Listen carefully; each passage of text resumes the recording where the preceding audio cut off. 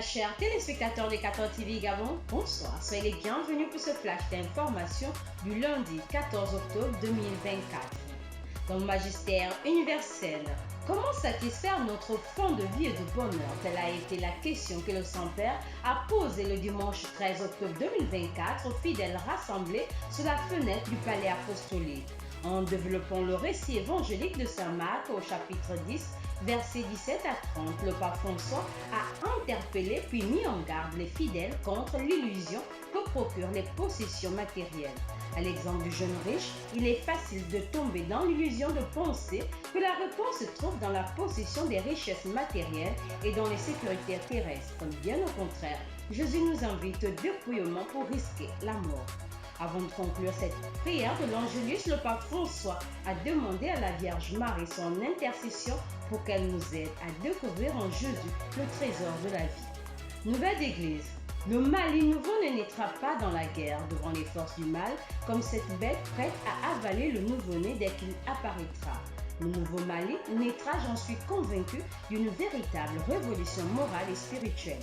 C'est avec ce grand appel à la réconciliation et à la recherche de la paix au Mali que le nouvel archevêque de Bamako, son Excellence Monseigneur Robert Cissé, s'est exprimé le samedi 5 octobre 2024 dernier au cours de sa messe d'installation au Palais des Sports Salamatou Maïga de Bamako. Installé sur sa cathèdre par Monseigneur Jean-Sylvain Émien, nonce apostolique au Mali et en Guinée, en présence de l'épiscopat malien, les responsables d'autres confessions religieuses, ainsi que les autorités politiques et administratives, civiles et coutumières du pays, Monseigneur Robert Cissé a appelé ses diocésains à se projeter avec lui dans l'avenir avec une confiance infinie dans le Seigneur et à œuvrer à l'avènement d'un Mali nouveau.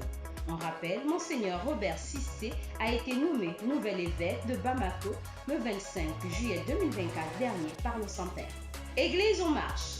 Le samedi 12 octobre 2024, au centre d'apprentissage des Sœurs de Sainte-Marie, les membres des équipes Notre-Dame Région Gabon ont participé à une journée de formation avec but de revitaliser chaque membre pour une meilleure approche de la nouvelle année pastorale 2024-2025.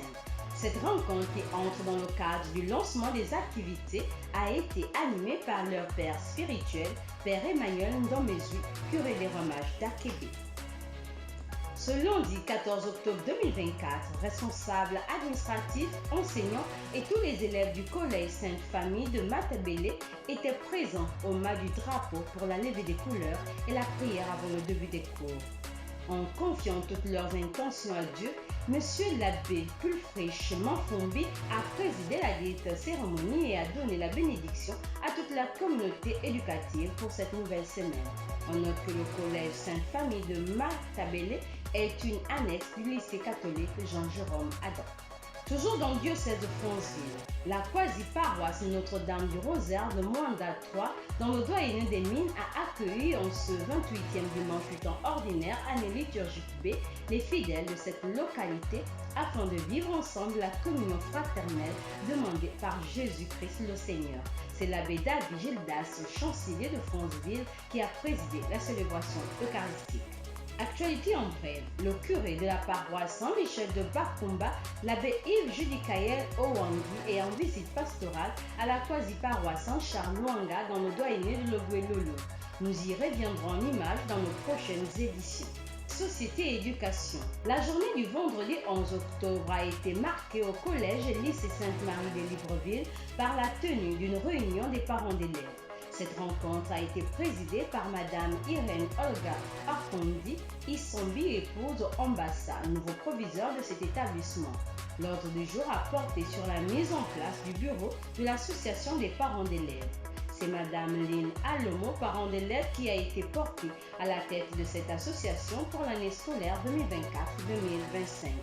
Il faut retenir que le bureau de l'association des parents d'élèves a pour mission de travailler en étroite collaboration avec la direction, les enseignants et les apprenants, en jouant un rôle primordial dans le soutien et l'amélioration du fonctionnement éducatif des élèves. Chers téléspectateurs de 14 TV Gabon, c'est ainsi que s'achève votre flash d'information de ce lundi 14 octobre 2024. Nous vous remercions de l'avoir regardé. On marche vers les 200 ans de l'histoire de l'évangélisation de l'Église catholique au Gabon. Gardons la foi, l'espérance et la charité.